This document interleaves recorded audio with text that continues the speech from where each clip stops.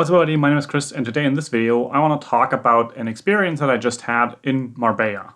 Now, first up, maybe catch you up a little bit.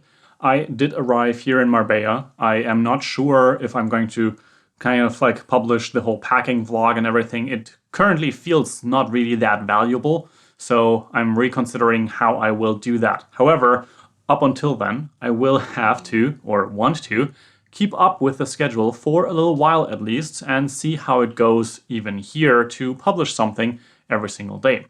Now, we are now here for the second full day. So this is the evening of the second full day.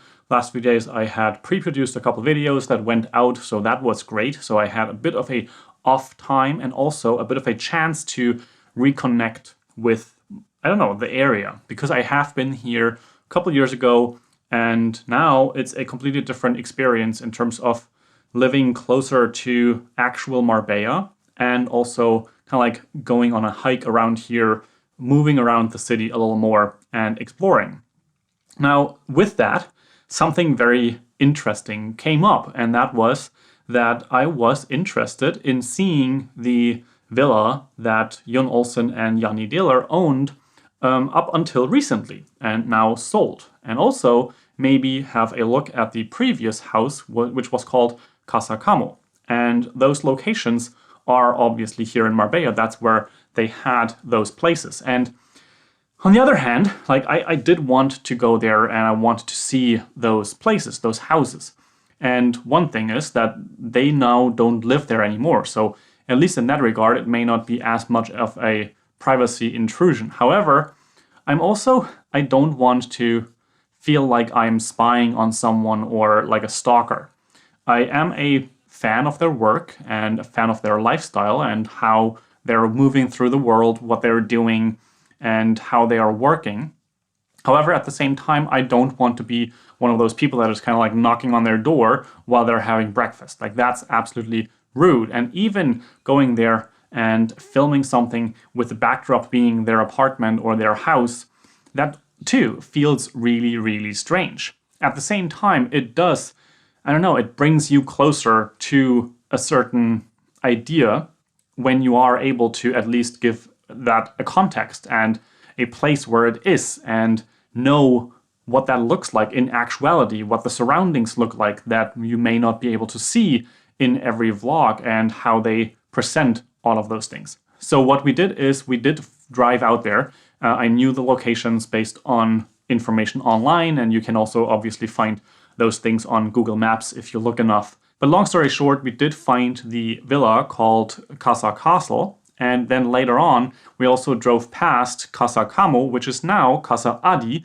and has been completely renovated and redone, essentially, with the pool being completely different, the whole driveway, the whole apartment or the whole house is a completely different house now. So that was crazy to see that Casa Camo, as it was in the vlogs, does no longer exist basically at all. But Casa Castle obviously does. And you can go there and you can at least have a look from further away. And I will show you a photo that I took here. And again, this is not to kind of like expose the place or something like that. It's because it is actually just a great house, and it's great what they've done to the place and what they were able to do there. Obviously, we didn't even try to go into the private road of that part because, again, that would not, for one, not help much, because from the street you usually don't see that much. So with this apartment or with this house, it was much more interesting to even be able to see it from the outside. So the side where you can look at the pool and the front and the huge opening to the terrace and stuff like that. So those things were really interesting and stunning to see, and also give the whole house context as to where it actually is. Now, this also kind of leads me into the topic of why Marbella.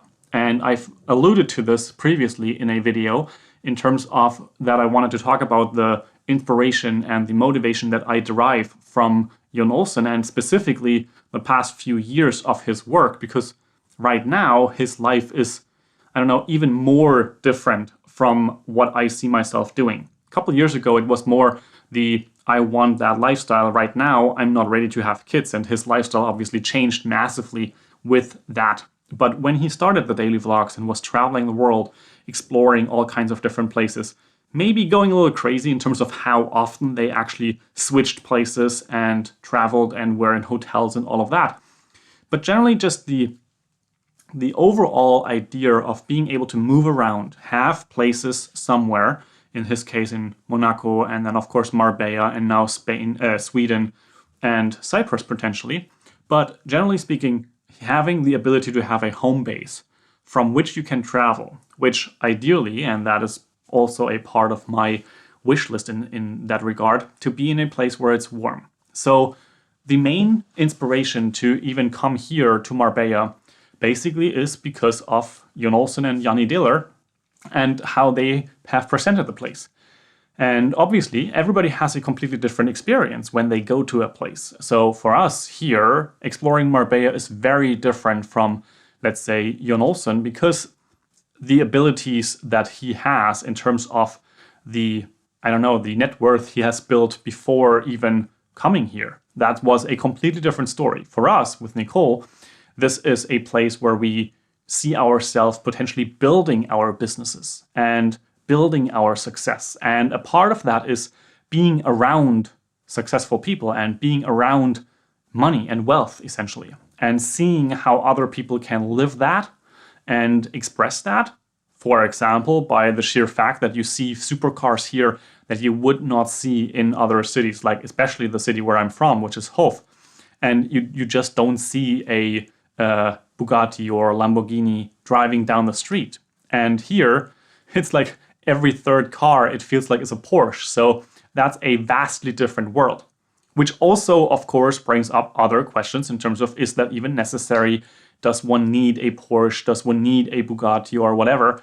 And the same thing, of course, can also be said about Porto Banos, which we traveled to today. We walked there and walked around and had a look at the houses, the apartments that are around the area, the obviously the streets and how they are laid out, the palm trees, and of course down there also the boats and yachts that are in that port.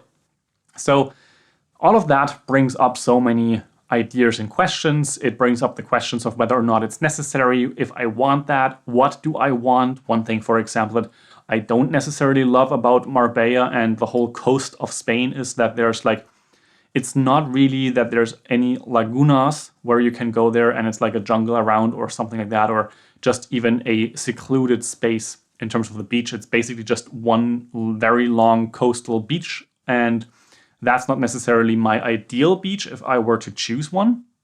You also don't really have any islands that are within reach or something similar. So those are two of the things that I, for example, don't necessarily love about this place. But at the same time, we went into the other direction yesterday, into the hills, essentially, behind Marbella.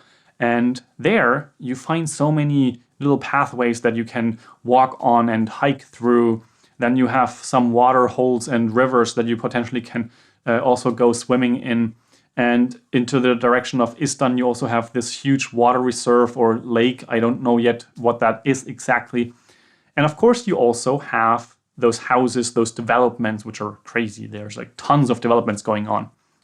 And all of that is just something to take in and see what that could potentially mean for a living situation, a place where I would like to spend a long time per year.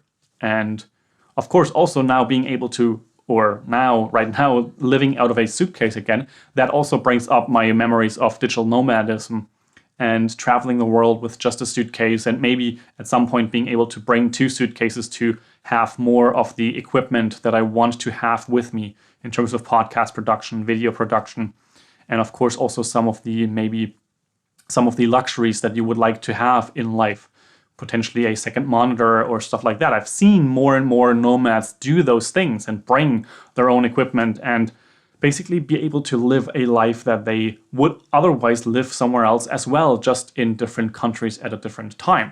If I were to get my own personal perfect experience as of right now, I would probably choose to have a place somewhere which is currently Marbella, and have an apartment there which is basically furnished based on my likings, based on my desires, and then be able to travel out from there to be able to go on a Nomad cruise once those are on again, go and visit Chiang Mai at some point again, and do those things, but have that home base, which potentially can be Airbnb'd in those other times, which is something that we currently cannot do with the apartment in Hove, because baseline is nobody really goes there and you don't really get any listing bookings if you put something on Airbnb.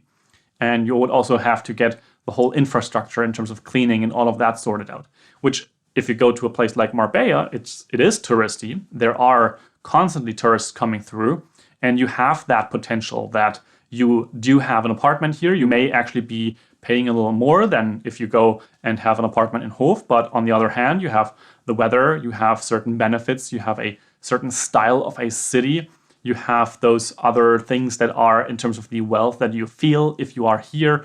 And also, by the way, the food is crazy different. And maybe we'll talk about that more in the future in future videos. But the selection of readily available, interesting, and variation-rich meats, for example, as well as the vegetables and fruits that are available here, is vastly different from what we are used to. So there's certain benefits here. And right now, as I've mentioned, my ideal would be to basically have an apartment here and be able to travel to other places whilst being able to rent and Airbnb the apartment when you are not here. But that is something that is open for, let's see how it goes. And I don't know yet how all of that goes, obviously, especially the potentiality of even being able to afford a place here in terms of being able to rent something here, or maybe in a year from now, actually be able to buy an apartment and finance that and be able to experience fully what it means to be here for longer. However, you have to take into consideration that I've been only here for now 2 full days. But at the same time, it does feel like it is a very interesting place that will be a part of my life in the next few months, potentially in the next year. And that is really exciting. I'll keep you posted and share more of this process as it goes forward. Maybe we will have a chance to actually go and look at certain apartments. We did find tons of available apartments and houses when we were driving around, but that of course also means that we need to also, or would need to, reach out to agencies and see if they're willing to have us there and show us apartments or something like that. And maybe we'll do that. And maybe we can bring the camera along and do that either publicly on a channel here to potentially showcase those listings, but also just for us and see how that goes. Now, tomorrow we will have our first kind of work day here, which means that we will be looking at the apartment, or rather the villa that Nicole is looking at for the retreat that she's planning, to be able to have that booked in. And then we will actually also move forward with making the whole retreat available for booking. Of course, that is something that is mostly in or for a German market, so may not necessarily apply to you. But again, I wanted to share that process with you as well in terms of how we are moving through those steps. And currently, there's a pre-listing order or a pre-listing registration where you can basically give your information and be informed when the retreat is going live. And now tomorrow will hopefully and potentially basically finalize whether or not this is the location that the retreat is going to happen in. And if it is, then the retreat will be bookable within, 2 weeks or so.